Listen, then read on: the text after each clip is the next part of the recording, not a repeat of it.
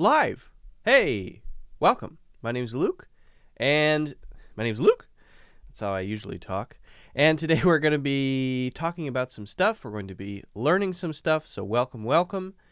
To those of you who have noticed a bit of snuffliness in my voice, that's because I have a bit of a stuffy nose, and I apologize, but not really, because it happens to the best of us, right? In this live class, we're going to be doing a couple things. We're going to be reviewing an English learning product. We might do that in future live lessons as well. And I'll be answering some questions from you guys, those of you who are here live. And we'll talk about some other things as well. I want to share a story later on too. So thanks for joining. Make sure you hit the like button. That's very important. It really helps the channel. If you want to support, hit the like button. If you really want to, you can hit subscribe, but like is even more important. And also, if you're interested in learning more seriously, you can check out my courses in the links in the description or join the WhatsApp group. Okay, so who do we have here? Let's see who's joined already. Welcome to Paulson and Alan and Arcana, who must be a wizard of some kind, because that does sound like a wizard's name. Cool. Omoa says, "Hi Luke, your videos are great. I've learned a lot from them." Well, thanks a million. Creepy Knight is here. That's good. Don't worry about the flu, Luke. We heard you clearly. It's not the flu. It's just a slight stuffy nose. Don't worry, guys. It's not the flu. I think I'm good. Hello, Karina. Hello. Yeah, there's a bit of a stuffy nose. That's all. I've got a roll of toilet paper over there in case I need to blow my nose. So we're good to go. Very exciting. Very good. Apologies for the sniffling sounds. I think we can get started. Again, thanks to those who joined. I appreciate you guys in the WhatsApp group who joined as well. Let me quickly just share this thingy to Facebook. Karina, how are you doing? How are you? Hold on, let me figure this out. Facebook, huh? Facebook. Hold on.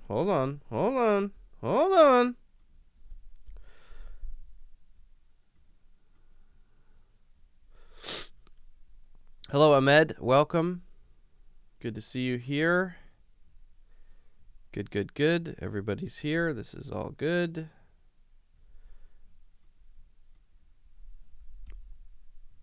I should have Facebook open already, I suppose. It's my fault. It's totally my fault. Okay. I just want to pop this into the Facebook group. If you want to... Arcana has the CH sound. Okay. Yeah, I would imagine so. I mean, when I read that in the magical way, I read it as Arcana, not Archana, right? And if I'm reading some sort of spell, magical incantation, then I'm going to read Arcana as well. It's a cool name. All right. Cloud English is what this is called. Copy link. I know this is boring, guys. I mean, if you want to see what I'm doing, I can show you what I'm doing. This is all. This is what I'm doing. This is all I'm doing. Show current application. Yeah. See? Pop that in there. And then go over to the group. Pop that in there. Put in a little texty. Hey guys, we're live. Boom. All right, now we're done. Now, as we usually do, hello, Mavi from Turkey. Welcome. As we usually do, you guys interested in checking out the numbers? Sometimes at the start of these, we just check out the latest coronavirus numbers, just so that everybody's on the same page. So I thought we could do that. World War '02. Worldometers. .info. There we go. Open that up.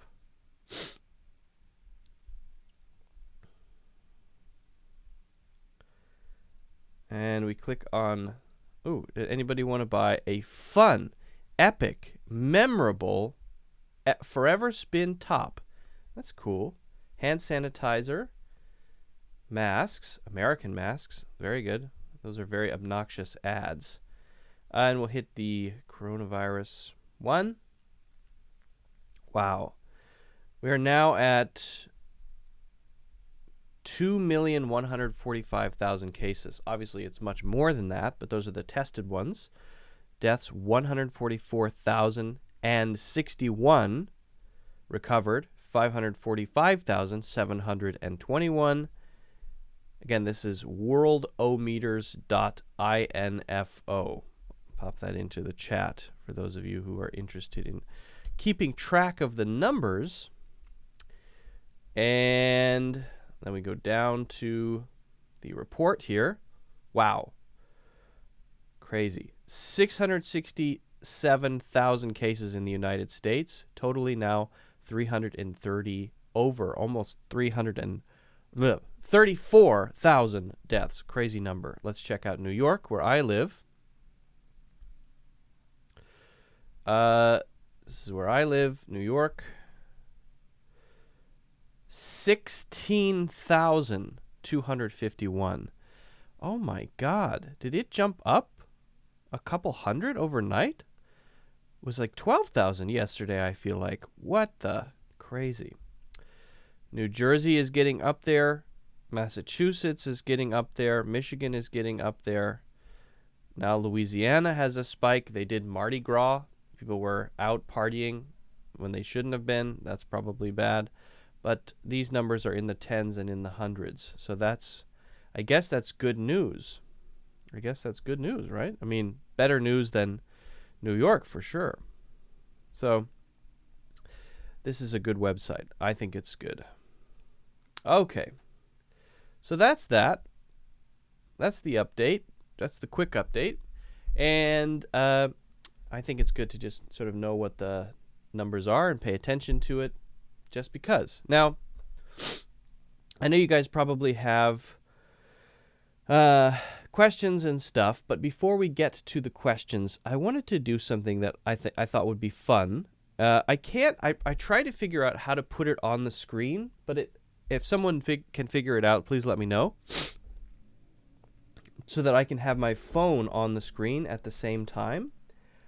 But what I want to do is look at an application for improving pronunciation. And it's called Elsa Speak. Okay, so there's this app, this service that was introduced to me by one of my students. And it's called Elsa Speak. And the purpose of this is to help students who are learning English sound more native.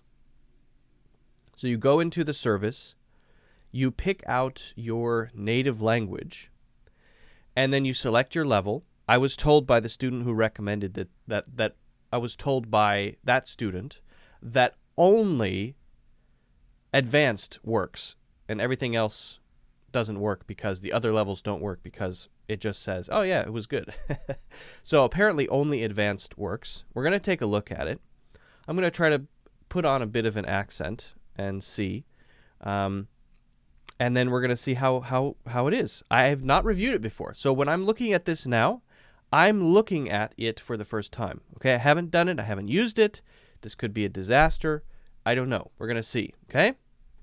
So let's pop open let's pop open this app. I've got it on my phone here. I'm just going to hold it close to the mic. It's called Elsa Speak. And Let me make sure. Hold on. I'm going to start my phone recording here. Let's see.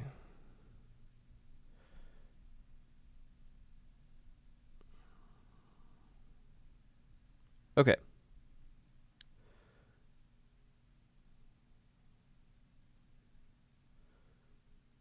All right. So let's pop open Elsa Speak here. I'm just opening the app. I'll put this up in the clip later if you guys want to actually look at it, because I am recording my screen as well.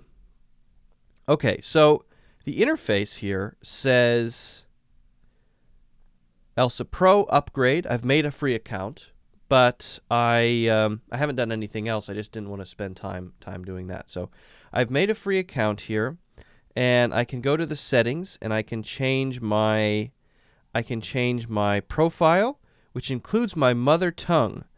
I can choose French, in which case I will have to try to speak with a French accent. It's not very easy for me. I could choose Japanese, but the Japanese accent is not very easy for me. So I choose Chinese. So I chose the Chinese as my mother language. Okay, so I'm going to try to use a bit of a Chinese accent just because I want to see, how close it is. So I'm not trying to make fun of Chinese accent or any accent, okay? I'm just trying to see how it works. I'll try my best to do the Chinese accent, and then I will do my own accent, and I'll see if the score is different and how accurate this is. All right, so let's try it out.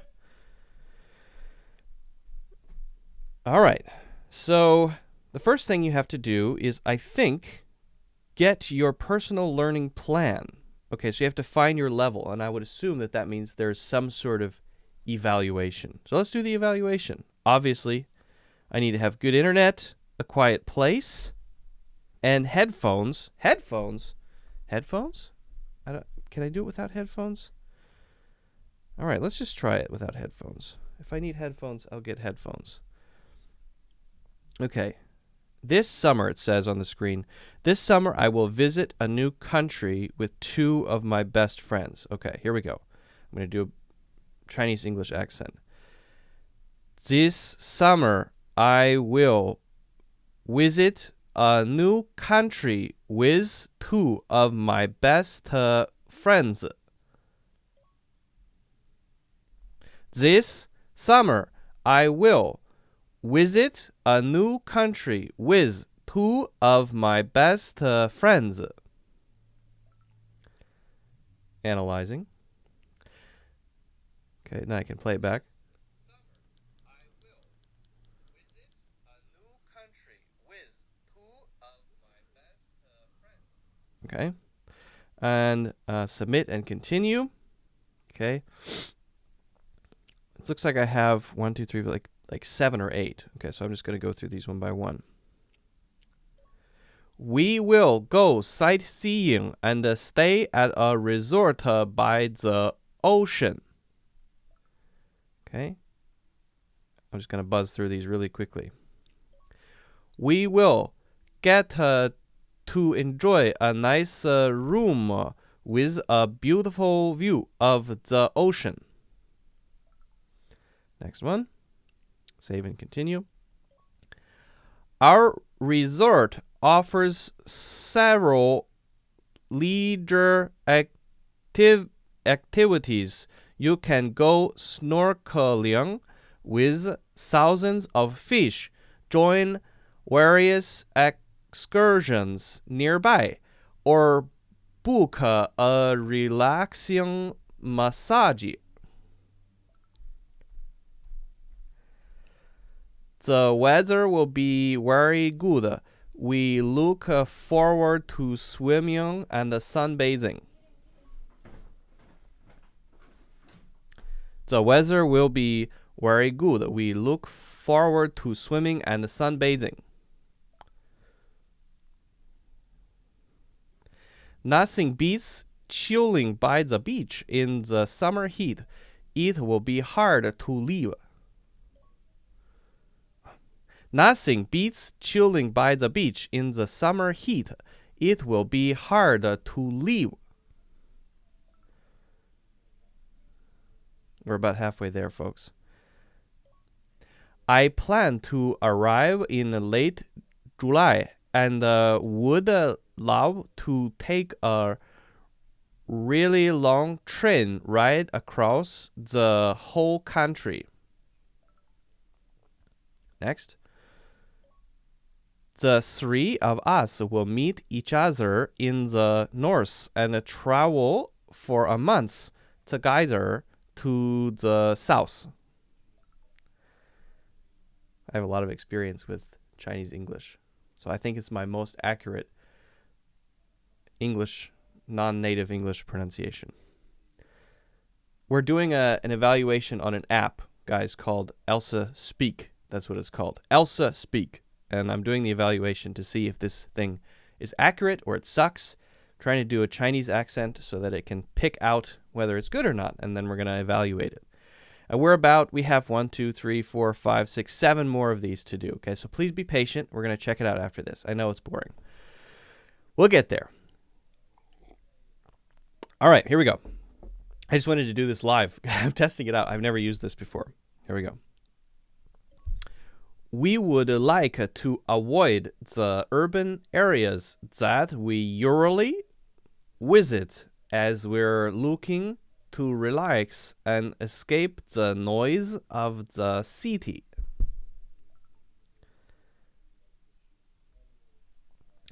There are more than 13 wilderness parks on this marvelous journey.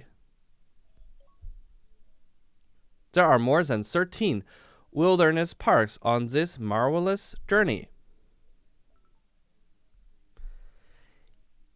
It will be such an adventure for me. I will get exposure to a new language and culture. It will be such an adventure for me. I will get exposure to a new language and culture.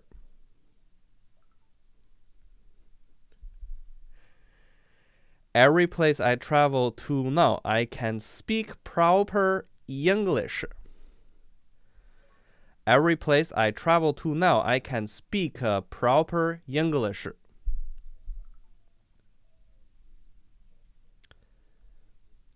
Three more.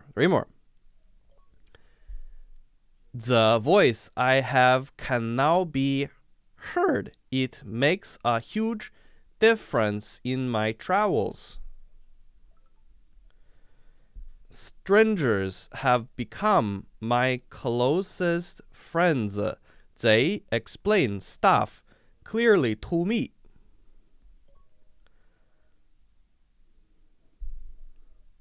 Strangers have become my closest friends. They explain stuff clearly to me.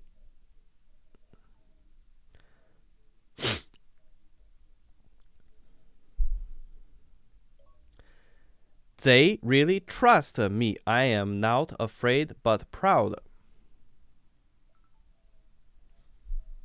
Since I can speak English correctly and confidently, life is such an adventure, and I am the star.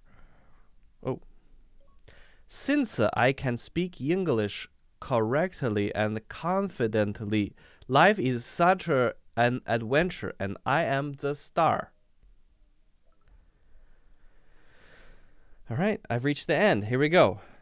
Okay, so I don't know if you guys are checking this out as well on your own phones with your own versions of this, but I'll tell you what I got. I got a score, okay? My score is 77%. Your level, intermediate. The troubled, 99%. Aspiration sounds like PTK, 98%. Okay. Soft and strong, 96. The L and the R confusion, 92%. W and V confusion, that's definitely one I made sure to do, 81%. The unstressed schwa sound, 75%. Ending sounds 47. Breath versus breathe 28. Very low score on that one. Okay, so they're giving me a breakdown. Now, the thing is, it's not showing me. It's not showing me on my phone. It's not showing me exactly what I said. So what I was expecting was to see an evaluation of exactly what I said. Here it's giving me a breakdown of the scores, but it's not telling me, okay, you said this and you should say this. Maybe that's next. Overall score 77. I guess that's maybe feels about right, but I'm not sure what it means because I feel like I need some context, right? All right, so you sounded so good. Did I, though? 77. If I sounded so good, why would I need this service? Finishing this pronunciation test is a big achievement. Do you want to share it with your friends? No. Okay. Okay, now it's giving me an assessment test score. Okay, so I'm seeing this summer I will, and then they have a red mark on V for visit, country with. They're giving me a red mark on the TH of with. And let's see if I hit the play button what happens.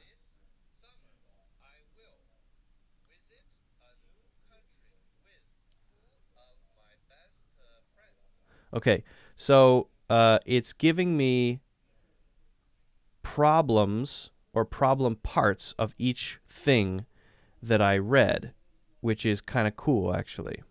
And okay, and then they give me how a native speaker would say it. So that's actually pretty cool. Now I'm seeing some of the text highlighted in yellow and some in red. And I guess the red maybe means it's a big problem area, whereas the yellow means that it's a small problem area. So let's see the second one here. I'm seeing the D and the T and the T have yellow, and then the red are the TH and the A. And then let's see what I said here. I got 83 on this one.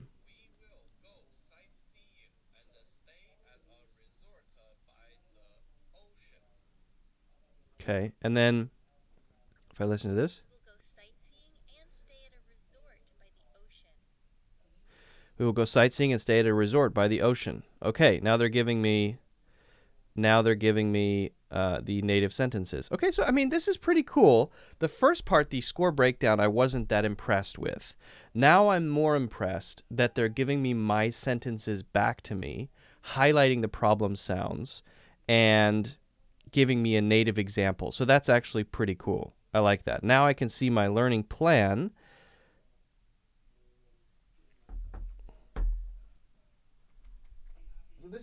This is all an automated system. Hold on. Sorry, guys. My nose is running a little bit.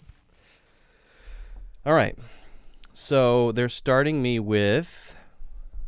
Okay, they've created basically modules for me, and they have certain scores from other users, starting with the basic introduction of the schwa sound, which is the unstressed syllable.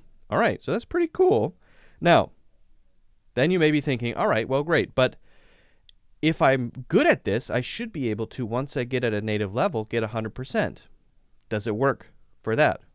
And the answer is, I don't know. Why don't we see? Yeah. Let's see if we can do an evaluation again, and I'll do it with my totally natural pronunciation, as clear as I possibly can. And then we'll know.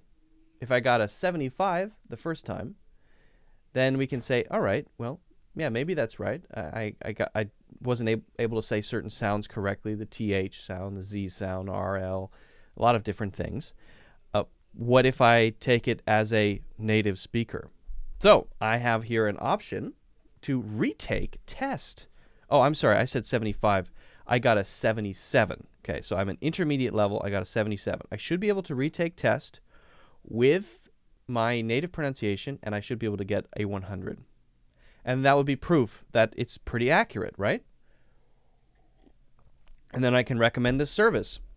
If it gives me a 77, either it's not accurate, or I actually am not as natural as I thought I was. All right, so let's retake the test. And We're going to hit start here.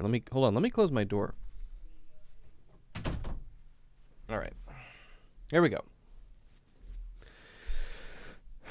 Now, I do have an issue with this. Before I take the second one, I do have a problem with the interface. There are many times where I think I've hit record, but I haven't. And so I say it, and actually it wasn't recording. This is a user interface problem.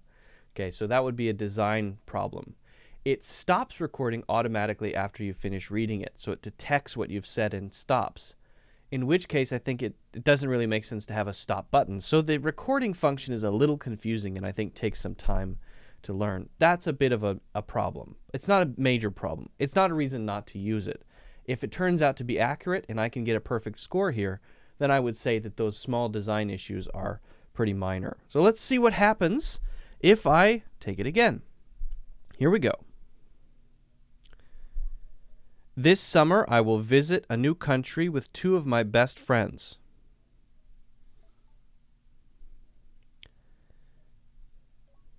We will go sightseeing and stay at a resort by the ocean.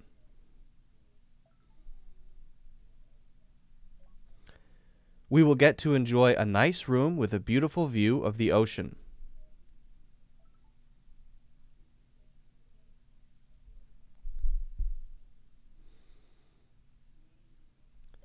Our resort offers several leisure activities. You can go snorkeling with thousands of fish, join various excursions nearby, or book a relaxing massage.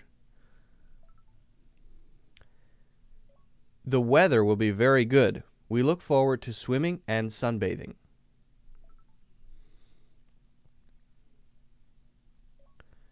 Nothing beats chilling by the beach in the summer heat. It will be hard to leave.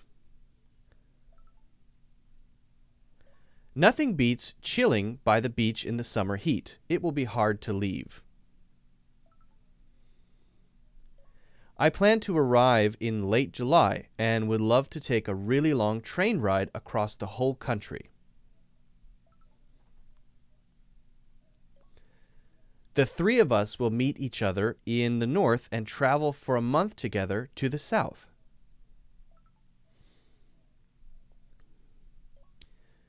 We would like to avoid the urban areas that we usually visit, as we're looking to relax and escape the noise of the city. There are more than 13 wilderness parks on this marvelous journey. We've got 1, 2, 3, 4, 5, 6 left. 6 more, and then we're going to see. Then we're going to see. It will be such an adventure for me. I will get exposure to a new language and culture. I'm getting used to the user interface now. Every place I travel to now, I can speak proper English. The voice I have can now be heard. It makes a huge difference in my travels. That's a weird thing to say. That's very strange. The voice I have can now be heard. All right. Strangers have become my closest friends. They explain stuff clearly to me. They really trust me. I am not afraid, but proud.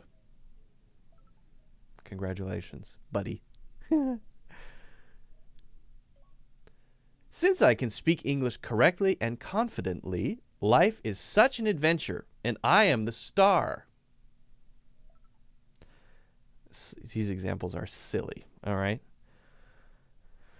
All right, so that's it. Submit and continue. Okay, so... Well, I have to say, I mean, I don't know if I should feel sad, but I did get a higher score. So this time, I got a 97%, all right? A 97 is my score. And so I guess that means that, now I wonder, I was being extra clear. So I was actually putting space between words, speaking a little more slowly. I wonder if I had read completely natively without any trying to help the app. I felt like I was trying to help the app understand me. by speaking super clearly. I wonder if I would get a higher or lower score if I spoke like I would to any other native English speaker, totally relaxed and letting my words blend together. I expect I would probably get a lower score, but I'm not sure about that. Now, I see I got a 95 in the category of breath and breathe. I got an 89 in the category of short and long. Ouch, that's pretty low. All right. Well, if I'm not right, who's right? Ending sounds 88, 87 in aw and ow. All right. So, yeah, there's always room for improvement. So if I keep working hard, I can get up to a 100%. Right now I'm at a 97, and I consider that to be a major improvement from the one I did before. So I'm happy about that.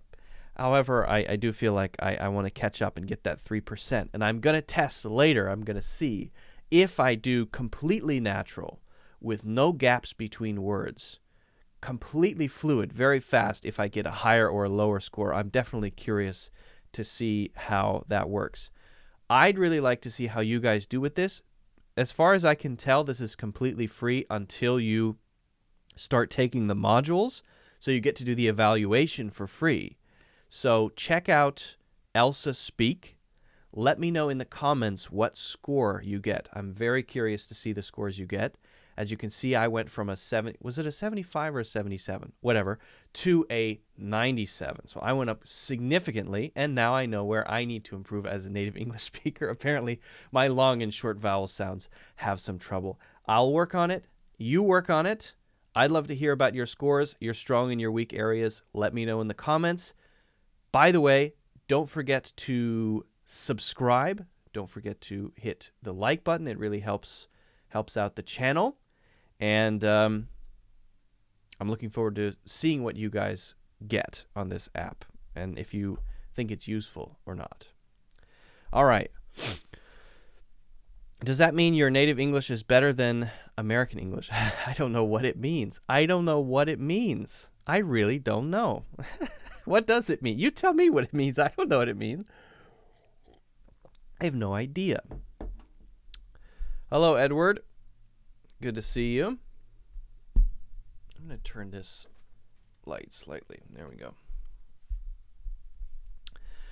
All right, so I don't know what you guys thought about that. I thought that was kind of fun, and I plan to, in the future, do more kind of reviews of this sort of thing, reviewing these English learning programs, trying them out myself, just testing them to see if I can recommend them or not. This one was recommended to me by Luba, and it's fun to go through them. So if you guys have others that you'd like me to test out, please let me know.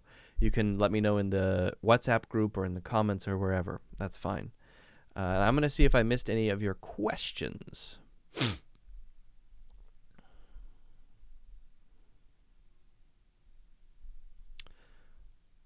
Hello, Paisan. Hello, hello. All right, I think I probably missed a few. Dominican boy is here. How I can pronounce these words.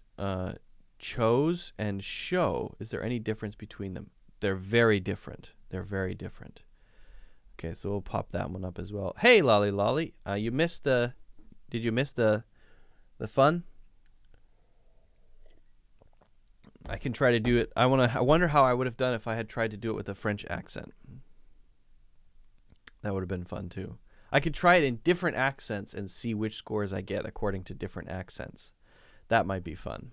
But it took long enough just doing it that way. Hi, Luba. Did you miss what we just did? We were testing out your app recommendation, Elsa Speak. I got my first score with a Chinese accent was a 70. I can't remember if I got a 77 or a 75. And then my second score, with as clear as I possibly could speak, I got a 97. So there seems to be some improvement, although I have a little ways to go. The link to join the WhatsApp group has expired. Oh, no. Oh, dear. I didn't know that could happen. That sucks. It's not for...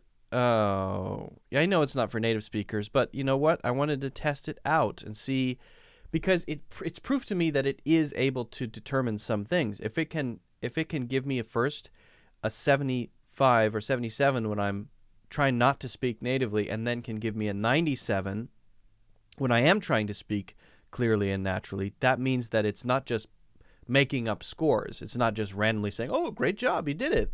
It is really analyzing some of the patterns, some of the phonemes to pick out some of the tough sounds for me. And I like the analysis tool that they have that allows you to look at the specific sounds that you're having trouble with and to give you an example of how a native speaker might say it. So I think that's pretty cool. I'm going to go ahead and recommend it, at least for the evaluation. As Luba suggested, I think the advanced level is good, so just start with that, and that's going to give you probably your most accurate score. So I think it's pretty cool. Again, I haven't done any of the modules. I haven't paid for anything, but I think it's interesting, and I think it's pretty accurate. Seems pretty accurate. Do you speak faster with natives? Well, it's not that I would speak faster with natives. It's that I would blend words together more. So that's one of the things I'm going to test after we do the live stream is if I speak with my words blended together, not faster, but blended together as I would when speaking with other native speakers, will it give me a higher score, like a 98 or a 99 or a 100, or will it give me a lower score, like a 93 or a 92, because it can't distinguish the sounds clearly? If it's giving me a higher score, then I'm really impressed, because that means it is able to analyze that native sound of blended phonemes and things like that. If it gives me a lower score, then that means it's not as accurate. So I can test it out at a later time. Anderson is working as usual. Okay, well, that's good. The worst joke ever is working hard or hardly working. It's the worst joke of all time. That's what old uncles say. Yeah, it showed me that I had that problem too, because I was doing the view, for example, or review instead of review, which is a common issue with Chinese English. I'm most familiar with Chinese English, so that's why I did Chinese English. Okay, I'm going to pop up Dominican Boy's question here. Dominican Boy's question is, "Hi, Luke. I don't know how I can pronounce these words, choose and show. Is there any difference between them?" Now, I think the real question here is not just choose and show, but the CH and the SH. And these can be hard to distinguish, but it's very important in spoken English to be able to distinguish them. One thing I want to point out is that it's not always about spelling. For example, the word chandelier is spelled CH, but notice when I say the word chandelier that it has an SH sound. It has the sound we usually associate with SH, even though it's spelled CH. Now, this is a complicated thing, but mostly it's because there's an influence on English from French, and the French pronunciation of CH is often SH sound. Okay, so that's the reason. Sometimes, by the way, CH can make a K sound, right? That's very common too. We won't go into that, but CH can be a K sound. School, for example, SCHOOL, school. It's not pronounced stool, it's pronounced school, right? Okay, but we're talking about CH, SH. Now, how do we say these? What is the difference between them? Let's start with the SH sound, the sound we associate with SH, even though it may be spelled CH. This one is something that should be able to be pulled out very long. It is not a hard sound. It is a soft sound. And it's got a lot of air moving through it. Okay? And you should be able to continue it for a minute, 30 seconds, 20 seconds. So when you're practicing it, I suggest that you do it for at least 10 seconds. Okay? You stretch your lips forward slightly. Okay? You put your teeth together like that. And then you blow air without your voice through over your tongue. It should sound like this. Shh. So the air that's being blown out is not coming through your nose. It's going over your tongue. Your tongue is turned up slightly. and then it's going out through your teeth, which is in part what's making that rushed sh sound, because if you don't have your teeth closed, then it's going to be like this. That doesn't sound right. You've got to close your teeth in order to make that sh sound. The teeth create the rushing sound. Now, if you don't have teeth, I don't know how you do it, okay? So if you don't have teeth, this lesson is not for people who don't have teeth. Either get some fake teeth and then do this, or find some other way, or a teacher who can teach people how to make the SH sound without teeth. I have teeth. I have teeth, and most of the students I teach have teeth. Yeah. So that's it, okay? And you should be able to go shh for a pretty long time like that. Notice my lips are kind of stretched forward like that, okay? It's not like this. Shh. Now that sh sound might be, it's something in Chinese, for example, if someone says 谢谢, 谢谢. Notice that it's that same basic sound of air moving through your teeth, but the tongue position is slightly different, and it sounds a little lighter and thinner. The shh, the circular shape of your mouth creates a thicker sound, a heavier sound. And the wider mouth in, for example, 谢谢, 谢谢, in Chinese is thinner. It's different. We don't have that sound in English. In fact, we don't have that light sound, which is similar to the SH, but is not exactly the same. Okay? So, sh is the SH. Shh. Got to make that circle. Got to have your teeth closed. Wind rushing over your tongue. All right. Now, what about the CH sound? I like to think of the CH sound as having a T inside of it somewhere. There's a hard sound where eventually it goes and it stops everything, right? It's like hitting the brakes. And you can't make the CH sound last 10 seconds. It's a momentary sound, okay? So you have the T sound there. You're stopping things. The basic mouth shape is similar. Instead, you're starting with that tongue against the top of your mouth and then releasing it and stopping it again immediately. So it goes ch, ch, ch. So I'm blocking the air first by moving my tongue up and putting it against what's called the hard palate at the top of my mouth. Then I'm releasing that, but as soon as I release it, I stop blowing air out of my mouth, because if I were to do that, it would probably become the SH sound. So I release it, and it makes that sound, right? I don't use my voice, but it's sort of it's a start and a stop, but I'm stopping by not blowing any more air out. Ch, ch. Now I could go ch if I want to, but that's not the sound. That's not the right sound. It has to stop right away. Now notice also what's happening with my teeth. Ch, ch, ch. I'm starting by blowing air through my teeth, and then my teeth come slightly apart. My mouth comes slightly apart. So it's like it breaks down as soon as it starts, and that's why it can't continue in the same way that shh can continue, because when we say shh, nothing's changing. Everything's staying the same. Whereas ch, ch is changing. It's sort of like it decays very quickly. So that's the difference. So when we say these two words, we say choose, choose, ch, ch, choose, and show, show. I don't like the comparison of choose and show because they're different for other reasons too. The W sound is there at show, and the Z sound is there in choose. They're not the same at all. But if we're going to compare two words, how about choose and shoes? S-H-O-E-S, right? Choose, shoes.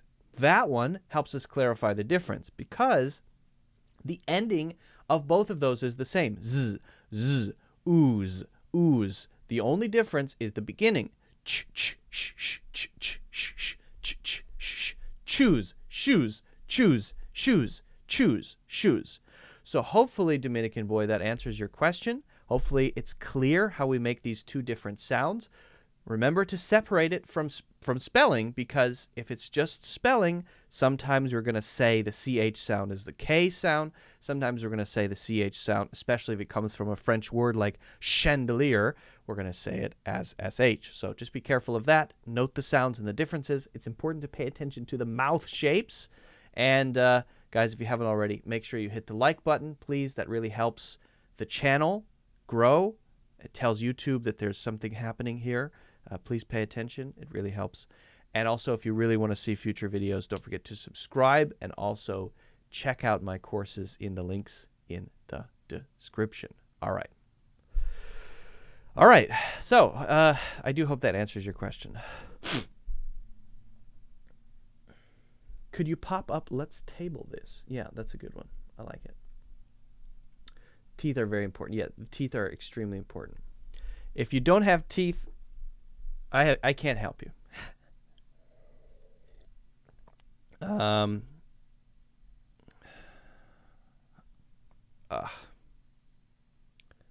hear the sound of a microwave beeping. I hate my microwave. It's always beeping. I have a question. In mouths, do you actually say the TH and voiced? Yeah, that's a good one. Davin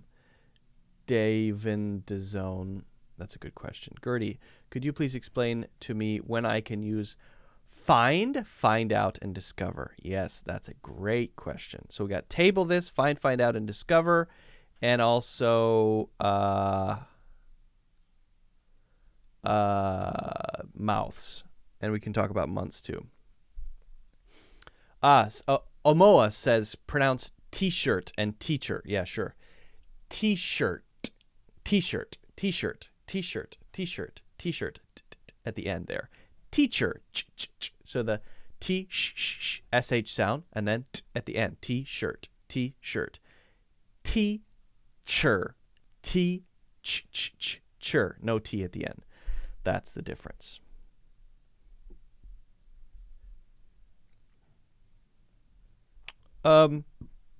Excuse me.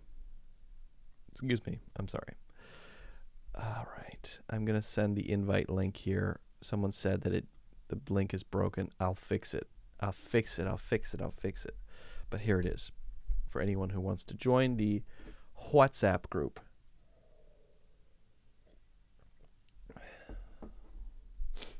Then I'm going to answer some of these questions. All right.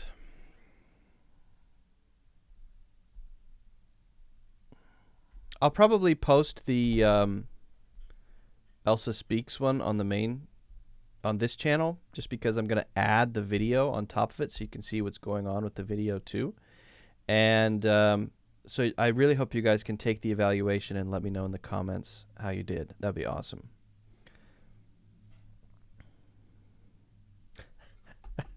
I don't know why. Instagram was open for a second. I follow this guy. His name is Shithead Steve. He's my favorite Instagrammer. And he posts memes all the time. And he just posted one. Because right now in the United States, we're getting these checks from the government. Everybody gets $1,200. I haven't received anything, by the way. I don't even know if I will. We'll see. But people are always joking about how $1,200 is not a lot of money. As an adult, $1,200 is like, it's like nothing. I mean, that is a cheap rent. What about food? What about all the other expenses? And he posted a meme. My wife and I just bought our dream home after combining our $1,200 stimulus checks. Stop being lazy. Now that's funny. Okay. Yeah, Arcana, if you posted a question, I'm not going to scroll all the way up, so you just have to repost it. If I ever miss a question, and I can't always scroll way up to the top, so it's on you to repost. So please do that, and I will check it out. All right, so Gertie says, Hi, Luke. Could you please explain to me when I can use find, find out, and discover? Very good. Very good. Now, I want to be clear that generally speaking, find out and discover are used in the same way. But there are some slight differences in how we might use these two. So we'll talk about those. We'll also talk about find, and I think we should start with find. Okay. Now, how do we use find? We use find as a very general thing to say maybe we are looking around the house. We want to find an object that's lost, like our keys, and then we turn over a pillow and we see them there. We say, I found the keys. I found the keys. Now, could we say I discovered the keys? I found out the keys? No. No, no, no, no, no, no, no. So here's a case where we use find, but not the other two. Right? We're looking for something, and there it is, and we say we found it. Okay? Now, it doesn't have to be a physical thing like keys. It could be non-physical. You could be looking for some information, for example, on the internet. What is the height of Mount Everest? What is the elevation of Mount Everest? I don't know. Hold on. Let me search. Search. I found out. I found it. I found it. I found it. Now, I almost said I found out there, but I would use that in a slightly different situation. So let me correct that. I found it. I found the elevation of Mount Everest. I found the altitude at which we measure the peak, the summit of Mount Everest. Okay. I found out could be used to talk about Mount Everest, but often it's not when we're looking for it. We might be looking for facts about mountains generally speaking, and then we found out, oh, I didn't know that the elevation of Mount Everest was that. I don't know what it is, so I can't say. Let me search it. I'm gonna find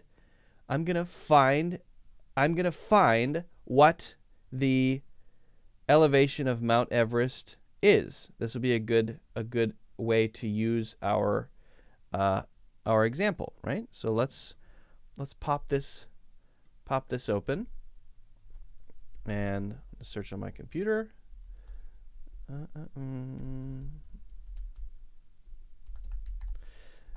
Elevation of Mount Everest,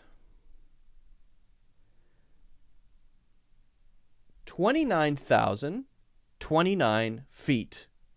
Okay, Mount Everest, located in Nepal and Tibet, is usually said to be the highest mountain on Earth, reaching 29,029 feet at its summit, which is 8,848 meters. And that is the current official elevation of Mount Everest. Okay.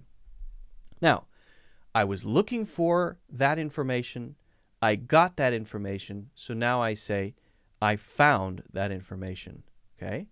Now, if I'm describing this tomorrow, what I did yesterday, then I might say, I found it out. Because we're not talking about what I wanted to do before that. It's just that, oh, yesterday something was uncovered that was unknown to me. And we're not too focused on the process, on the fact that I wanted to know that specific thing. So I could say, yesterday I found out that Mount Everest is 29,029 feet tall. Isn't that crazy? So I would say found out when I talk about information coming up to me that I didn't have before. And it's not necessarily that I was looking for that specific information. Maybe I was, maybe I wasn't. It's more about trying to get across the idea of something being uncovered that wasn't known to me previously, however that happened to happen, okay? That is also the way that we use discover. We discover very interesting facts. We discover new information about our friends. We're not necessarily searching for that exact information. Otherwise, we would say to find something, right?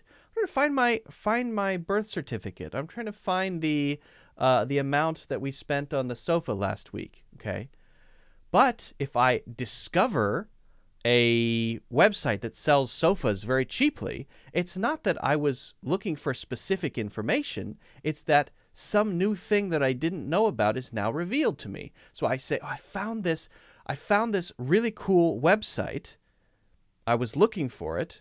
Or I could say, I found out about a really cool website that I was maybe searching for. I wasn't searching for that specific website. I found out about the website. I discovered a very interesting website yesterday for buying furniture at a low cost, wholesale prices. Okay. So there we might use either find or find out or discover. If we say find in that case, we're talking about maybe looking for cheap furniture. If we use find out, we might say, I found out yesterday that you can find really good furniture at a low price on this website. Or I found out about a website where you can find really low-priced furniture that's really high quality. Or I discovered, as I was Googling yesterday, a really cool website where you can get low-cost, high-quality furniture. And it ships right to your door. Okay, so there we're talking about broader, more general things. If we're talking about broader and more general things, it's okay to use find out. It's okay to use discover. Those two are more common. We can also use find there too. And then if we are looking for something specifically, we get that specific information. We have the number, we have the thing, we have the keys. Then we'll probably use find. Or if we're talking about that in the past, we'll use found. Found them, found the keys. Okay, great. We wouldn't say, I discovered my keys. It's too broad to say I discovered my keys. We would not use discovered for something as simple and everyday as that. So hopefully that helps to clarify the differences between these two. Generally, that's how these are used. Actually, they're used for more things as well. They are broader and bigger than the examples we talked about, but that's the general idea. Hopefully that's clear. Guys, if you haven't already, please make sure to hit the like button if you haven't already. It really helps the channel a lot. So if you support the channel, like button is the way that you show it, at least in my view. And also, don't forget to subscribe if you want to see future videos so that you can be notified when live streams are happening. And also when videos are posted. Also, don't forget to check out my courses in the links in the description. Okay. All right. I hope that answers your question. Still invalid, huh? That's weird. That's very weird. I mean, I just copied and pasted it from the WhatsApp group itself. I just copied it. That's it. There it is. You know? I don't know. Okay. Luba says she's going to show us some examples of her own screens from the app. That's cool. That would be awesome. That will be good. All right, let's see. What's next? I like Anderson's question. Anderson Duarte says, could you pop up let's table this? He says pop up, meaning put the comment up on the screen, I think. So what does let's table this mean? How do we use let's table this? Or how about we table this? Or I think we should table this for now. Table it. What is table as a verb? I thought table was a noun. What? In fact, this is right. This is a correct phrase. It's a common phrase. I would say it's more often used in workplace English. We can consider this a, generally speaking, not only, but generally speaking, a business English expression. Okay? Sometimes something we've been working on is not as urgent as a new thing that comes up. So we need to start focusing on the new thing that comes up and not cancel this or delete it or stop it forever, but just hold it for now. Or perhaps we do need to hold it and maybe wait for 2 years until another thing happens so that we can continue doing this thing. Maybe a missing technology, for example. An example that comes to mind is when they were building the first prototype screens, multi-touch screens for the iPad. They first built this screen that was iPad shaped. And they said, oh, this is very cool. But then they tabled the iPad idea because it was time for them to develop the first iPhone. And they used the multi-touch screen to build a phone first because it was more urgent, more strategic. Apple did. And then they came back to it. They returned to it. And they continued working on the iPad. And then they released the iPad, I think it was 3 or 4 years after they released the first iPhone. So they first did something, a technology, then they tabled it for that reason. Then they came back to it later on. Okay? So the general idea of tabling something is to put it aside, to put it down, to put it on the table, perhaps, and continue doing something else. Now, sometimes we use shelve. Let's shelve this for now, but that suggests a more temporary feeling. If something is shelved or put on a shelf, it feels like, let's just put it in the archive. Maybe someday we'll need this, I don't know. But the feeling is, the intention is kind of like, probably not. Let's just forget about it. It might be gone forever. It might be done forever. Whereas tabling something is more like a pause, and it could be short term today. All right, let's table that idea. We can talk about that tomorrow, okay? Hey, well, what about the budget? Okay, we're not talking about the budget today. Let's table that idea right now, and tomorrow's meeting we're going to talk about that, okay? So it could be just one day, could be something that happens today, or it could be slightly longer term, but generally speaking, we do have an intention of coming back to that thing that has been paused, okay? You might say, this table this. Why? How does the grammar work? I don't understand the grammar part. Don't worry too much about it, okay? We're using it like a verb. And again, the most common ways to use it would be, let's table this, or how about we table this for now, or maybe we should table this for the time being and come back to it, something like that, okay? So it's a very common expression. I'm glad that you brought it up, Anderson. If you guys have any questions about it, let me know in the comments. Don't forget to subscribe, like button, and also check out my courses in the links in the description. Good question. Actually, it's not a question. Anderson is more like a co-teacher in that one because he didn't have a question. He probably knows what table this means and is probably just suggesting something that I explain.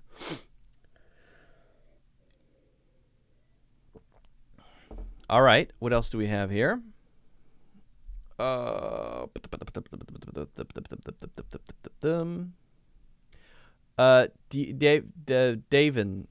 DeZone.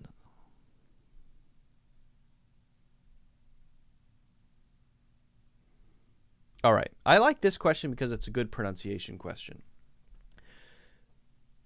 Davin DeZone says, "You are funny today. I have one question. In mouths, do you actually say the TH? And is it voiced or unvoiced? So do we say mouths or do we say mouths? And do we even say the TH sound at all? And the answer is, if it has an S, we do make a voiced TH sound, although it's very quick and we have to be very careful with the tongue position. And if it's a singular thing with no S, we say it as an unvoiced thing. Usually, it's unvoiced. What is voiced and unvoiced? Voiced is when we use our voice. Unvoiced is when we don't use our voice. F, k, s, sh. Which ones didn't I do? I don't know. That's the idea, okay? So, when we say M-O-U-T-H, we say mouth. Mouth. The end of the word has the tongue kind of sticking out. Like that. Mouth. Mouth. Mow. So it's kind of hard because we have to do the ah-oo, diphthong. O-U diphthong sound. Ow, ow, ow, ow. And then T-H. Mouth, mouth, mouth. Practice that 1,000 times. Now, it's very important to say the TH here because if you say it as an S, for example, then it might sound like M-O-U-S-E. Mouse, mouse, mouse, mouse, mouse. Wrong. Me, me, me. That's a mouse. This is not that. This is mouth, mouth, mouth, mouth. Now, what about when we add an F? Add an F. What about when we add an F? What about when we add an S and it becomes plural? In this case, we're going to make the TH sound voiced. Usually, some people I've heard say mouths, okay, but I find that to be strange. Most people are going to say mouths, mouths. So instead of making an unvoiced S sound and an unvoiced TH sound, now we're going to make a voiced S sound as a Z and a voiced TH sound. And we say mouths, mouths. So you might say, wait, is it there? Is the TH there? It is there. It's just very fast, okay? So the ending here is two pieces. This, this, Th. Th is the TH sound. Voiced is like this. Th. The tongue is out between the teeth. It's vibrating between the teeth. The voice is on. Okay? Now, this directly changes to the Z. So you pull the tongue back, and then you push the tongue close to the teeth, and you make the Z sound. The. So there, the tongue is right behind the teeth, vibrating in the Z sound. Both of those can be long sounds. But then you have to jump from one to the next. So first you practice and then you practice z, z, z, z, z, z, z. Then you jump between them. You slide your tongue back from the TH to the Z sound. Th, th, th, th, th, th, th. Now, you might say, wait a second, I don't hear it when you say mouths, mouths, mouths, but I am doing it. It's just very quick. It's very fast. So you want to practice it slowly first. If I slow it down, you'll see it though. So I'll do it slowly. Here we go. Mouths. So you can see the tongue flicks out there and goes between the teeth and makes the TH sound. It's there. It's there. If it's not there, it'll sound weird. It'll be like mouths, mouths. What is that? Right? It has to flick out, go between the teeth for just a tiny moment, then come back and be the Z sound. Mouths.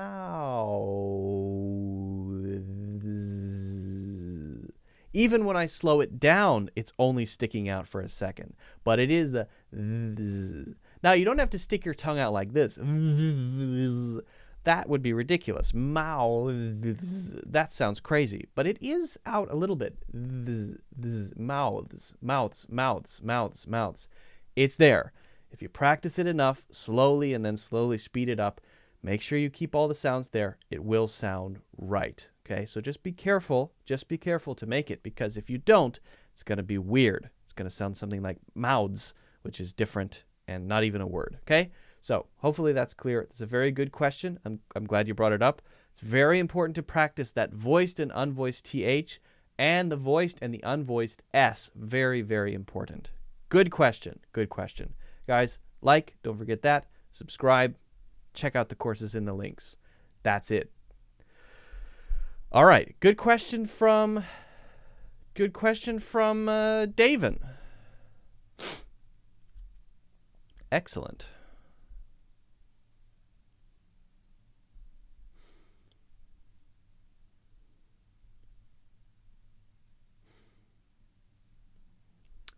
All right. Luba says, okay. Could you please explain the right way to use acquire? Please. Oh, that's kind of, might want to research some examples for that one. That one's a little difficult to teach in the moment. Home and house, they are used differently. As my father is at home, my father is in the house. Yeah. Yeah, that's a good one. We'll talk about that one. Gertie says, thanks, I got it. The verb and a bet. What does it mean? Oh, it's so rare. I don't know if I want to talk about that one. It's like it's often used to talk about crime if we use a bet. And it's used to talk about somebody helping someone who has done something illegally, right? We say aid and abet. The definition here is encourage or assist someone to do something wrong, in particular to commit a crime. So it's so uncommon, right? Aided and abetted means to help and allow or help and encourage someone to do something bad, like rob a bank. It's so uncommon. It's used generally in the phrase aid and abet. Otherwise, it's not really used. It's so rare. It's so rare. Very uncommon.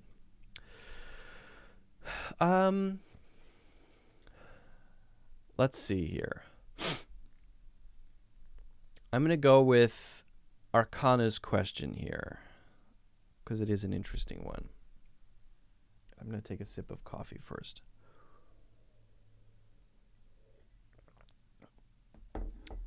I I might play video games today. So I might do if you see me going live today later, it's not because I'm teaching a live class. I might just live stream myself playing some World of Warcraft. You guys don't have to watch. But I sometimes just do it live just because I can. So just ignore it or join and chat if you want. But it's not usually something people enjoy watching. Aid, A-I-D, and abet.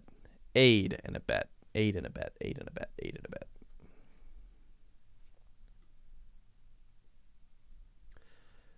He's helping somebody do something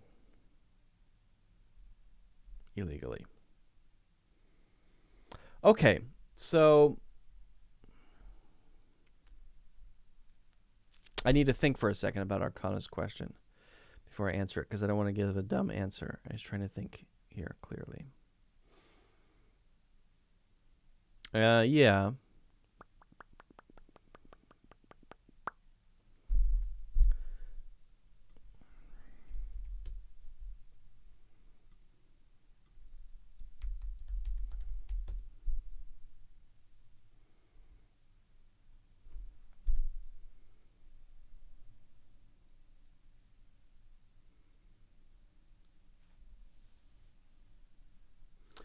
All right, I think we can, okay. Okay, so Arcana Kumari says, home versus house, they are used differently as my father is at home and my father is in the house. Okay, now, this is very interesting, but it's kind of a tough question. So let's just discuss it and talk about the general feeling that we get with these two different words and how they're used. Usually when we talk about a house, we're talking about the actual building itself. We're talking about a structure with many rooms. Usually it's 1, 2, sometimes 3 stories. A single family usually lives there. That's generally what we think of when we think of a house. Right? It has a slanted roof and maybe a yard around it. In America, they usually have a slanted roof like this and a yard around it, some grass, right? You've seen them in movies, in the suburbs. People live in houses. Many people live in houses. Around the world, a lot of people live in cities. So they don't live in a house, they live in an apartment. And in an apartment, they live in an apartment building. The apartment building contains the apartment. The apartment building has many apartments. So here, when we talk about apartment, flat, house, we're talking about the physical thing, okay? So if we say that my father is in the house, then I'm referencing the type of building we live in, and I'm focusing on the physical location of my father. Oh, where is he? He's in the house. He's in the house. Now, could I say he's in the apartment? Yes, yes. But then it sounds a little awkward to say someone is in an apartment, because that's kind of obvious, because everybody knows where we live. The whole family knows we live in an apartment. The whole family knows we live in a house. Now, I would say saying he is in the house is more common than he is in the apartment. It sounds more common to me. It feels more common to me. But I think neither of those are as common as he is at home. He is at home. So when we want to focus on the physical location, we want to emphasize it, the relationship of the person to the place, the physical place, and we might use apartment, we might use house. But if we don't really care so much about the physical location, maybe, but if we don't care so much about the physical location, we might say at home. And it doesn't really matter what kind of home it is. Is it a hut? Is it a tree house? Is it a regular house? Is it an apartment? Is it a condo? Doesn't matter. It doesn't matter. It's irrelevant. So there, we are still saying the physical location when we say, oh, he's at home. He's at home. We're still talking about the physical location of a person in relationship to a place.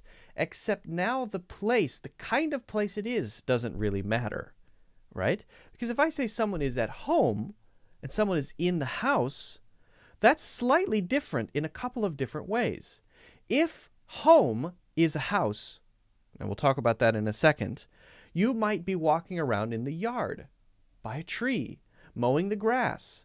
Oh, he's at home. What's he doing at home? He's cutting the grass outside, because home includes the place where we live, which includes our yard and our house and the trees behind our house, right? The property we live on and the relationships between the people who live on this property. Home is a much more abstract idea.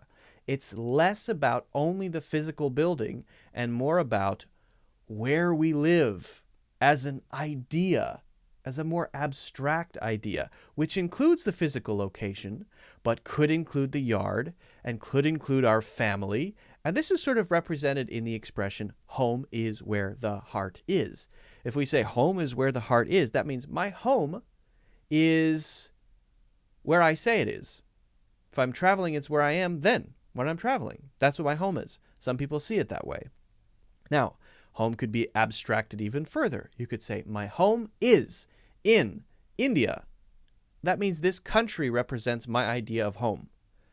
Now, I could say I have a home in New York. I could say I have a home in Ohio. That's where my family is. I'm from Ohio. I live in New York. But I've decided to say I'm going home, not to mean I'm going to Ohio, but to mean I'm going to New York, because I have a feeling that that's where I live. And when I'm in Ohio, I'm visiting, right? That's not my home. Now, some people see it the other way. Some people say, oh, I'm going home for the holidays. Home there means to my relatives, to my family members, to my parents' house, to where I grew up. Yeah, I live in New York City, and that's one of my homes. But I also consider home to be where my relatives live, where I grew up. Could we say, oh, you're wrong. You can't have two homes. No, you can. You can say I have a home here and a home there. And when you say home, you could mean the place exactly where you live, or it could be the whole city, or it could be the idea of living there. It's very abstract. Okay, so just to be clear, once again, when we use house, when we use apartment, when we use treehouse, when we use cave, we're talking about the physical shape, structure, the thing itself, the object, the thing that you knock on. And knock on a cave. Hello, is anyone home? Home. I brought some packages in the cave. There's anyway. I'd like to live in a cave. Anyway, if we then say home, could be talking about any of those. And it's more of an abstract idea that includes the physical place, but doesn't really focus on the specific nature of the physical place, right? Is it a cave? Is it a house? Is it an apartment? An apartment, right? Doesn't matter so much. And it could be abstracted further to be the idea of the people we live with. Could be the outside area around it, including the yard or the field or whatever is around it. And it could be abstracted further to be the city, the neighborhood, the country even, right? So it's much more abstract. That's the idea. So generally speaking, when someone says, my father is at home, I don't know if he's inside the house or outside mowing the grass, or he's just, depending on the situation, in the city. Oh yeah, he went home. He might be at the supermarket right now. I'm not in the same city as him. He went home. Maybe we're talking about a country. Oh yeah, he went home to India. Oh, okay. So we're talking about a different country. I don't know where he is physically right now. Could use it like that. If he's in the house, I know he isn't mowing the grass, and I know that he isn't doing anything outside. He is physically there inside of one of the rooms of the house. Okay, so that's the idea. That's how we use these words. I know it's tough. It's kind of abstract and kind of strange, but that's the feeling of using these words, especially house and home. Hopefully that's clear. Guys, if you haven't already, make sure you hit the like button. Make sure you subscribe. Check out the full courses. I think they're on sale in the links in the description. All right.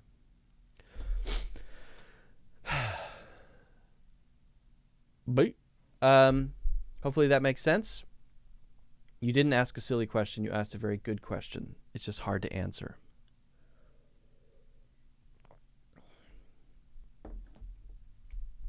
Because usually when I do a video, I'm researching stuff. You know, when I do a video, I'm researching, I'm looking up things, I'm writing, I'm correcting. So sometimes answering something in the moment is a little difficult, especially when it comes to something that's hard to define because one thing might be very similar to another, you know? So, Do people use past perfect a lot? Yes, they do. People use past perfect very often. I use past perfect tense regularly. I saw my mother making lunch, and I saw my mother to do lunch. The second one is incorrect. I saw my mother to do lunch is incorrect. Cannot be used, is incorrect. We have to say I saw my mother making lunch. Making lunch. Making lunch. I saw my mother to make lunch is also incorrect. Even if we change it to make, I saw my mother to make. No. I saw is the action. So after that, we should use the gerund form. I saw her doing that. It's the ing form. So I saw my mother making lunch is correct. Is the word meager a bit rude? Or is it used, or do we use meager in the meaning too little, not enough? Yeah, it's not rude. Just means not that much. I mean, we might be complaining that it's not that much, but that doesn't mean that it's rude, right? That doesn't mean that it's rude. Please suggest me a platform where I can practice English. I mean, there are different ones. I'm not an expert. If you guys suggest ones, I'm happy to review them like I did earlier in this one. HelloTalk is cool. You can take classes. Full disclosure, the lessons on HelloTalk, the one-to-one lessons and the group lessons, I'm involved in those. I manage a platform that's connected to HelloTalk. So that's something to keep in mind. But that's one. There's Duolingo, which is modules to practice, but you can't really practice speaking with anybody. I think italki allows you to find one-to-one teachers, and you can read reviews and take a class with a teacher. So that's another one. Yeah. Hello, MJ. It seems like you always join not long before we finish. We're not totally finished, though. We're not totally finished. Let's see if I missed any questions here.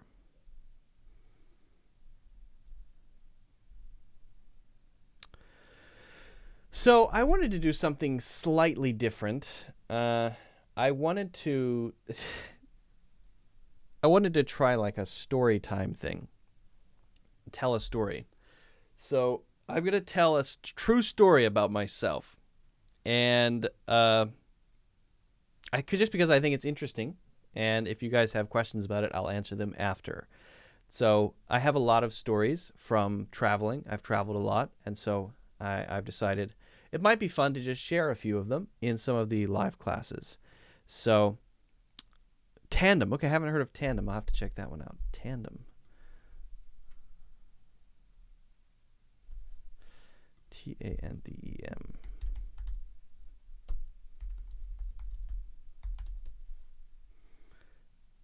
Learn English with the Tandem app and website. Tandem language exchange. Speaking is the fastest way to fluency. Language exchange. I'll have to check this out. Looks pretty cool. My question is, what is the difference between perhaps and maybe? All right, maybe I'll try to get to that one next. Okay, they are actually the same. Perhaps is more formal, and maybe is more common, but they have the same meaning. It is perhaps the best. It is maybe the best. Perhaps, maybe. Are you going tomorrow? Perhaps, maybe. Either one of those is okay. So they are the same thing. Just one feels a little bit more formal. Use past perfect, please. I had been to Iceland several times before I visited last month. But I hadn't seen the volcano before. Okay, there you go. I used it twice. All right. So story time. When I was 21, I became very interested in yoga, and for that reason, I thought it would be interesting to study yoga in the place of yoga's origin. So I decided to go to India. I'd never been to India before. In fact, I had never traveled abroad before besides Canada. So I applied for a passport. I applied for a visa. I got my visa right before I was supposed to leave. I booked my flights, and I decided to go to India to learn. So I eventually got to India, okay? And I got to this place, this town, this city called Rishikesh. Now, if anyone is interested in learning yoga and you want to learn it in India, I would recommend going to a place called Rishikesh. It's interesting for a couple reasons, but I think the most important is the environment. A lot of big cities are noisy, and there's dust in the air, and you have to always, cross the street, and cars are honking at you in lots of different countries, but also in India. And even medium-sized cities are quite busy, crowded. So the nice thing about Rishikesh is that there are restrictions on one side of the river about cars. So you won't see a lot of cars, almost no cars. And there are quiet roads for walking from one place to another. You can walk, for example, from where you're living to an ashram to study meditation. You can walk from where you're staying to a cafe and get a cup of coffee, or a nice restaurant to get some Indian food or some Tibetan food. And this is all right next to the Ganges River, the Ganga River. You can sit by the river, and it's pretty clean there. So you can see in the river, you can see people bathing. It's a spiritual place, so you often see religious people bathing in the river, right? It's a spiritual practice. There's a very close spiritual connection between the river and the religion in India. So I was there. I had been there for a couple months, I think, doing regular yoga practice because that's what I was interested in, enjoying the quiet, peaceful environment of this side of the river in Rishikesh, and really just enjoying myself. I would go get coffee and have yogurt in the morning, then I would do yoga, and then I would walk around and I would read, and then I would go somewhere else and maybe learn meditation and then do more yoga later. It was great. It was nice, very peaceful. And one time I was sitting by the river. I was next to this very wide river, the main, most famous river in India, watching, I don't know what I was watching some people play around. It was during a spiritual festival, so there were some people bathing, I think, in the river, doing some ceremonial stuff in the river. Maybe they were putting little boats in the river and floating them off. I think that has a spiritual meaning, although I'm not sure what it is. Anyway, someone came up to me and in a very friendly way started talking with me and said, "Oh, what are you doing here? What's your interest?" Right? So we talked about yoga a little bit, and this seemed like a very nice person. I thought, what a nice guy. What a nice person. And then he later, after 5 minutes of conversation, said, my friends and I are having a party tonight, and you might be interested in joining. Now, one thing to note is that in Rishikesh, alcohol is banned. At least it was when I was there. You're not allowed to drink alcohol. It's totally banned. People do it anyway, secretly, but generally speaking, it's banned because this is a sort of a spiritual area, right? So he said, you want to come to dinner with me and my friends? We would love to have you. It might be fun to just have dinner together. We can cook together. It'll be very interesting. And I didn't know this guy, but we'd had a nice conversation. So I said, yeah, sure. Okay, why not? I hadn't really made many friends while I was there. So I thought, yeah, but what a friendly person. What a nice, friendly person. So I said, yes, how do I get to where you're going? And he said, oh, it's up there in those mountains, but we can come pick you up. I'll have my friend pick you up at, I think it was 7 p.m. or 6 p.m. I can't remember. On the other side of that bridge over there across the river, he'll pick you up on his motorcycle, and then we'll go up the mountain, and you can go to where we're staying. Now, if this has started to sound like a bad idea to you, well, then you're smarter than I was when I was 21. If you're starting to think, wait a second, this is not going to go well, something's going to happen, then you're probably onto something. You've probably noticed something. Now, this mountain, I was told, had a lot of tigers on it, or had been known to have tigers on it, because it was a pretty quiet mountain. There weren't a lot of people around there, right? It was very densely wooded. A jungle. Well, not quite a jungle, but heavy forest area, basically. And so I said, yeah, sounds great. That sounds like a lot of fun. Stupid me said, oh, sure, stranger, why not? And so at whatever time it was, 6 or maybe 7, I went across the bridge, and there, sure enough, was a guy there and said, Luke, yeah, hi. Oh, I'm blah blah's friend. I forget his name. And I'm here to pick you up, and we're going to go have dinner, right? And I said, yeah, great. So I got on his motorcycle, and we went up this zigzag road up to the top of this very large mountain, which was on the edge of the city. So pretty far away, right? And I remembered a couple things going up. One was that, wow, this is a very steep road going up, very steep. Okay. 2, no houses really around here. It's pretty empty, just forest. And there were, once in a while you'd see a little house or a small village with a couple houses, but that's about it. Finally, we got to this, I think it was probably 30 minutes later. We got to near the top of this mountain. We got to this compound, okay? And there were a couple houses in this area near the top of the mountain where people lived. And I think we went up to the top floor where the people lived. And we went in, and everyone said hi, and they greeted me, and it was very nice at first. And there were a couple people there. I met the guy who had talked to me originally.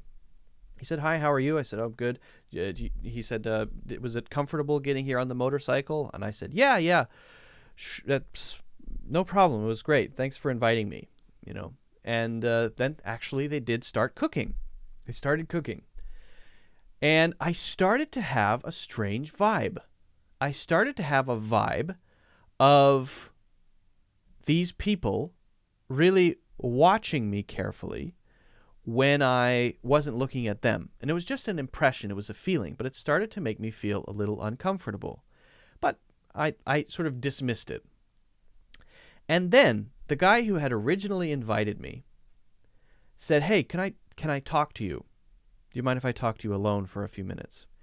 And he sat me down on the sofa, and he had a binder. And in this binder, it was a blue binder, I think. In this binder were a bunch of pictures. And the pictures were of people holding jewelry. And I thought, well, that's weird. And he said to me, listen, there's a reason I invited you here. I invited you here because you're an American, and I know that Americans can easily go to Canada and come back to India without worrying about visa stuff, and it's no problem. And you may know that here in India, the prices of gold and silver jewelry are very low compared to the prices in Canada. So this binder is all of the stuff that I have, and also these people here are people who have done this before. Now I started to feel nervous because I felt like, okay, number one, something illegal is about to be suggested to me. Number 2, I'm in a situation with people I don't know. Number 3, I see that they've started taking alcohol out and drinking, which I know is illegal. So I start to feel like, okay, this might be a group of some bad guys, maybe, right? So I took a drink because I felt kind of pressured into it and tried to show that I was relaxed, but I was starting to feel a kind of wave of nervousness and fear. And he said, I want you to smuggle jewelry, I think it was gold and silver jewelry, a bunch of it in a bag to Canada. You can't declare it. I want you to take the jewelry to Canada, drop it off. I have a contact there. Then I want you to fly back here to Rishikesh, and then when you get back, I will pay you a certain fee. And the feeling was, and the guys started to feel like threatening guys. The feeling was now that I was trapped in this place, that if I said no, then something bad was going to happen to me. Suddenly I felt like it was in a situation where I was being asked, because I am an American, now I have to do something illegal. If I refuse to do it immediately, I say, no, I won't do it. This is terrible. You guys can't do this. Then something bad's going to happen to me, right? Or what's going to happen? Am I going to get killed or beaten? Or probably not, right? But still, I felt very afraid. And suddenly, this situation changed from being a dinner where people had invited me to come and eat to a trap where I had been locked into a situation. And suddenly, I had never longed more for freedom, the ability to walk around. And I said, oh, this is interesting. My plan right away was to show genuine interest, to be excited about the idea, to show no hesitation. And so I asked a bunch of questions. Okay, so once I get there, how do I meet the person? And I wanted to show sort of enthusiasm for the idea because I didn't want to show discomfort, because then I was worried that something bad was going to happen to me. I felt like I was in serious danger. So we talked about it for a while, and I said, oh, this is very interesting. And then one of the guys invited me to go upstairs to the rooftop. And so we went up to the rooftop, and I had the distinct impression on the rooftop that out there was this beautiful, wonderful place where people could do whatever they wanted. And I was in a potentially life and death situation, locked in the grip of now these people doing illegal things who wanted me to now do an illegal thing. And if I didn't do the illegal thing, then bad things might happen to me. And I remember looking down there were these two girls with yoga mats walking by this building, and I thought, those two girls are the luckiest girls I've ever seen in my life. And I envied them because I was trapped. Right? And I couldn't, I thought for a second to shout, call the police, come help me. But then I thought, wait a second. Well, if I do that, what's going to happen to me? And if the police come, what if they're friends with the police? I mean, I don't know. I don't know how powerful these guys are, right? So I decided right there at that moment. Oh, and they, by the way, when I got back, had asked me to look at my passport. Can we see your passport and visa? And I showed them, this is my passport and visa. And they were in the corner looking at my passport and studying it carefully, right? So I thought, oh, geez, now I don't even have my passport. My passport has been taken from me in this place. After we went back down, I started to feel really panicked, but decided my best strategy here is to be more into this idea than they are. Right? That's my strategy. And start drinking. And wait until they're drunk too. Okay? And then try to see if I can change the dynamic of the situation. So, that's what I did. We finished cooking. We made stuff together. So these guys were nice in one way. That was the other scary thing about it. I'd always imagined that, people who do criminal things, right, like this, that they do only bad things. No, these guys were laughing and cooking and making food, and at the same time trying to trap foreigners into going to Canada, right? So this is a very conflicting thing, and I felt like I was in this horrible, scary situation. Fear. I've never been that scared before. And so we ate a big dinner. I helped them cook. They were drinking and drinking and drinking. I was drinking, but not as much as them. So I would, show enthusiasm about drinking, but not drink that much, maybe just take a small sip. And they eventually got pretty drunk. We talked about the idea more, and again, my approach was just ask questions. So if I were to do this, how much would I get paid? And then he would say the price, and I'd say, oh, that's not very much, and try to negotiate like, I'm into the idea, but I don't think the price for me is fair, to make it seem like I'm with them, not against them, right? And by the time we finished eating, everyone was fairly drunk. I wasn't, but I had some drinks. And they started singing, and it started to get pretty late. I think it was maybe 11 or 12 o'clock. And no, it was later than that. I remember it was after midnight. because I asked what time it was. And they said, oh, it's I can't remember what it was. Might have been 12:30, might have been 1. I don't remember. So I said, it's pretty late. I should probably go home. And he said, well, are we going to do this? And I said, yes, I think we are, but I need to give it some thought, and then I'll call you in the morning. Can I get your phone number? So I got his phone number. I wrote it down, and then I said, well, how can I get home? And he said, oh, my friend will take you home on his motorcycle. And my first thought was, great. A drunk man on a motorcycle going down a mountain with roads like this, zigzag roads. Now I was scared for a different reason. So at the same time, I was relieved that I was able to go, and now scared that I was going to have to be on a mountain road with a very drunk man on a mountain full of tigers. So he said, I said, well, I'm a little nervous about this. He's been drinking. He said, oh, it's fine. I will have another person sit behind you to keep you safe, as though somehow a person in front and a person behind would add padding or something. I don't know, if we were to crash. So 3 grown men, got on one motorcycle. The guy who had picked me up was driving. I was in the middle, and there was another guy behind me to wrap his arms around me like a seatbelt, saying it's safe somehow.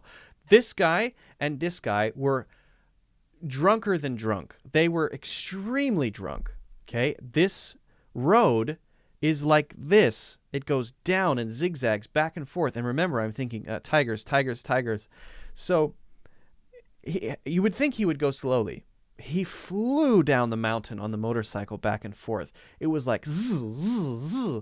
And I'm thinking either we're going to die because he's going to crash because he's drunk, or we're going to die because a tiger jumps out of the trees and attacks us and kills us. So I was terrified. And finally, we made it to the bottom. He said, do you want me to take you to your home? I didn't want them to know where my home was, where I was staying. So I said, no, just take me to the edge of the city, to the bridge. I'll walk across the bridge. Don't worry about it. He said, are you sure? I said, yes. So he said, you're going to call tomorrow? I said, yep, I'm going to call as soon as I get up in the morning. Now I'm just a little tired. I can't think about all these details. I'm still thinking about the price we talked about. So I'll call you in the morning. And so I got across the bridge, and I felt a wave of relief. I was safe from the tigers, safe from dying in a motorcycle accident, and maybe safe from this high-pressure situation where I was going to be asked to smuggle jewelry into Canada, which is, by the way, very illegal. If you get caught doing it, then it's, 20 years in prison? I don't know. And so I went to bed. I got up in the morning. I packed my bags. I called the number that he had given me and said, you know what? I've been thinking it over. I'm not going to do it. I can't do it just because I've got to leave the city pretty soon, and I've got a lot of stuff going on. It just, I don't think I can do it. But I did it in a way, I don't remember exactly how I said it. I did it in a way that was like I was still interested and still supported it and hadn't, called the police or something like that. And he said, oh, okay, all right. He didn't seem like he was trying to figure out where I was. So I was relieved.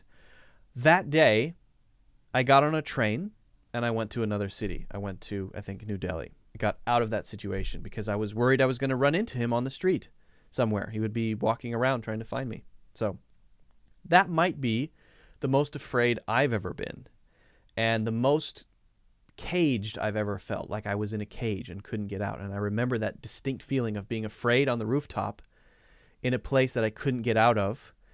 People who had my passport, by the way, I did get my passport back, and seeing these people walking around outside and thinking they have no idea how lucky they are to walk around and go wherever they want to go, right? So that's my scary story. I've got a lot of travel stories. That's one of my travel stories. So let me know if you guys want to hear others and what sort of stories you'd like to hear. Hopefully next time I can share one that's not so scary. I have nice stories too. Some of them are scary. That's probably the most scary for me, because of the tigers, because of the mountain, because of the criminals and the smugglers. But anyway, that's it. So hopefully you guys enjoyed it. If you haven't already, make sure you hit the like button. Make sure you subscribe, and don't forget to check out my courses in the links in the description. If you have any questions about the story, let me know in the comments.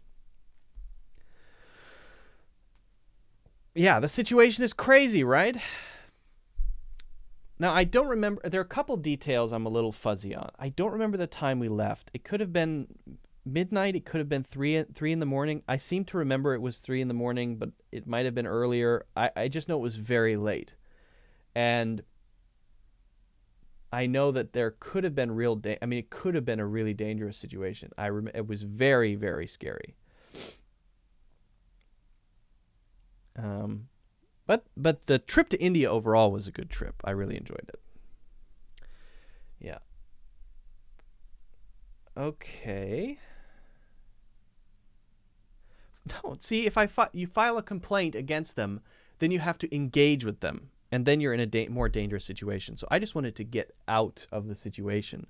I just wanted to not be in the situation anymore, right?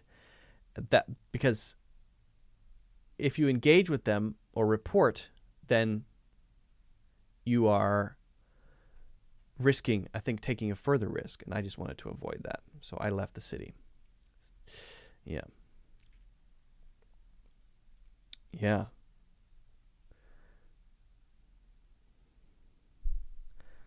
I'll share more in the future. Let me know what kind of stories you guys like to hear. Okay. Any other questions I missed? Hi, Luke. My question is, what is the difference between perhaps and maybe? Oh, I already answered that one. I already answered it. All right, guys. Oh, thank you very much, MJ. I appreciate it. Hannah says, thank God, because you are here after that scary night. Yes. Well, there have been many times where I almost was not here. I've almost died many times. Many times. Traveling is interesting. It's great, but it's also potentially scary, especially if you do things that are risky. And I've done some risky things, especially when I was younger. When I was in my early 20s, I did some very risky stuff. But I'm glad I did in hindsight, because then that has, I think, shaped me as a person, right? So if you guys want to share your stories, let me know in the comments, or let me know in the WhatsApp group. If you're still not able to join the WhatsApp group, I don't know what to say. I mean, the link is there. That's the one that's current, so I don't know. And I will post, look out for the review of the app, Elsa Speak. I took a video as I was doing it, and so I'm going to edit the video a little bit so that it's not so boring. And I'm also going to add the actual. I'm